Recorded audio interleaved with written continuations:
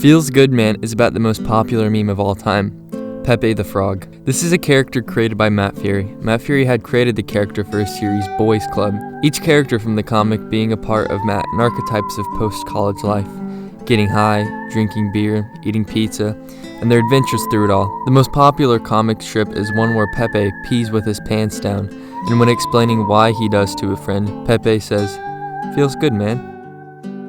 From there, the internet hijacked it and made it the most popular meme of all time. The movie details Matt Furie's attempts to either distance himself from Pepe or transform Pepe into a love symbol.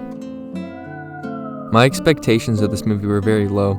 Most movies that deal with the internet are either extremely out of touch or just oversimplify it altogether. However, this film knows exactly what it's talking about. It doesn't hold your hand or try to over-explain what a 4chan is or how the internet works. It gets right into the meat of what Pepe is. At some points, it understood 4chan more than I knew personally. The way 4chan works is that it's a Darwinian competition for attention. So you have a post, and if the post gets a lot of replies, it floats to the top. And if no one replies, it sinks to the bottom and quickly dies. It's a winning and losing system. And it's a lot like a video game. There were all of these adolescent boys trying to own each other in the competition. It goes pretty in depth on NEET, meaning not in education, employment, or training, and how the social outcasts and betas have turned Pepe into a symbol for the 4chan lifestyle. Living in your parents' basement, not cleaning up after yourself, and overall being unemployed, yet they're proud of it. The most infamous of these people is a 4chan user who goes by Eggman. The film acknowledges Eggman and how he embodies the lifestyle, even going as far as to bring him in for an interview. A lot of people are talking that they have super hot basement layers where they get to knead it up. Well, I mean, basically nobody's really touching my game right now, so got the primo couch bed, and I just kick this shit all over the place because I just don't give a fuck about anything, and it's a life. Showing his room, computer, and at some points the live streams he uploads online. The film doesn't shy away from talking about the worst parts of 4chan either. Elliot Rodger, xenophobes, and specifically an incident where 13 lives were lost in a massacre due to a 4chaner. It didn't talk about any of these in a disrespectful way or anything of the sort. The director, Arthur Jones, knew how important it is to Pepe's and Matt Furie's story.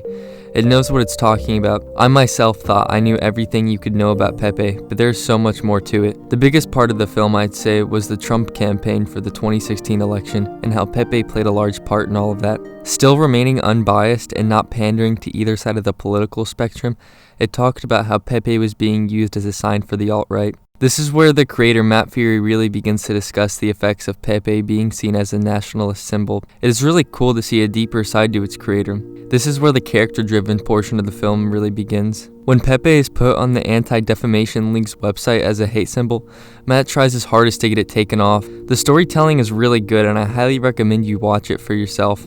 I enjoyed it a lot. It does have a slower start because it introduces people and backstory in the beginning at a much more relaxed pace.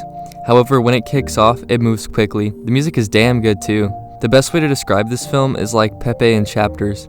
You have Pepe from the Boys Club comic, then 4chan outcast Pepe, to the widespread meme Pepe, and so on.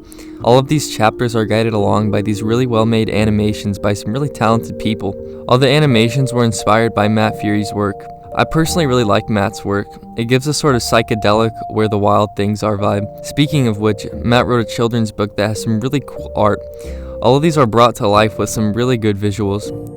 Everything from this movie understands the internet. It doesn't try to pander to 4chaners and people who enjoy memes. Not that it isn't funny, it absolutely has a good sense of humor about itself. For me personally, it changed how I see Pepe to something much happier.